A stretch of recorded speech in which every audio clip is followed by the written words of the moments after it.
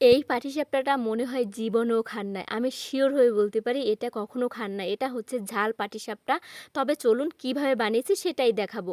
আমার কিন্তু মূল উদ্দেশ্য পাটিসাপটা বানানো ছিল না। আমি বানাবো হচ্ছে আজকে ধোকা।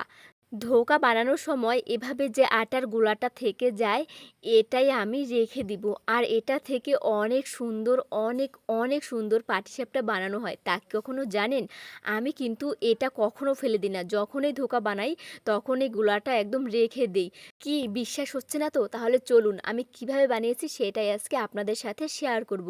প্রথমে আমি লবণ দিয়ে দিলাম। যেহেতু আমি আটা গোলার সময় লবণটা একটু দিয়েছিলাম, তাই এখন ওই থেকে আরেকটু লবণ দিয়ে দেব যাতে পরিমাণ মতো স্বাদটা হয়। এরপরে হলুদ গুঁড়া এবং পেঁয়াজ কুচি, মরিচ কুচি, সাথে আছে ধনিয়া পাতা। যদি পুদিনা পাতা থাকে সেটা দিলেও আরও বেশি ভালো হবে। এরপরে খুব সুন্দরভাবে মেরিনেট করে নেব। আপনারা চাইলে মরিচ, পেঁয়াজ এগুলো হাত দিয়ে একটু মেরিনেট করে নিতে পারবেন। এরপরে প্যানে তেল দিয়ে ঠিক যেভাবে পাটিসাপটা বানান ওভাবে করে দিয়ে দেবেন। এরপরে কড়াই ঘুরিয়ে ঘুরিয়ে পুরো কড়াই জুড়ে দিয়ে জাস্ট ১ মিনিট পরে মানে চুলোর ফ্লেমটা একদম অল্প অল্প রেখে এভাবে করে উল্টিয়ে নিবেন। আর এটা অনেকটা নরম হয় যেহেতু আমি তেল দিয়ে আটাটা গুলেছিলাম, মানে ধোকা বানানোর জন্য যেভাবে আটাটা গোলা হয়।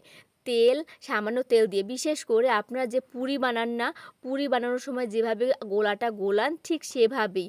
পুরি বানাতে, লুচি বানাতে যেভাবে তেল দিয়ে গোলানো হয় ঠিক সেভাবেই প্রথমে আটাটা গুলে, মানে ধোকার জন্য যে আটাটা গুলবেন সেভাবে। এরপরে ওই গোলা থেকে যে গোলাটা রেখে দিবেন ওটা দিয়েই এভাবে ঝাল পাটিসাপটা বানানো হয়। আর জানেন কি, খেতে দুর্দান্ত লাগে, অসম্ভব ভালো লাগে খেতে।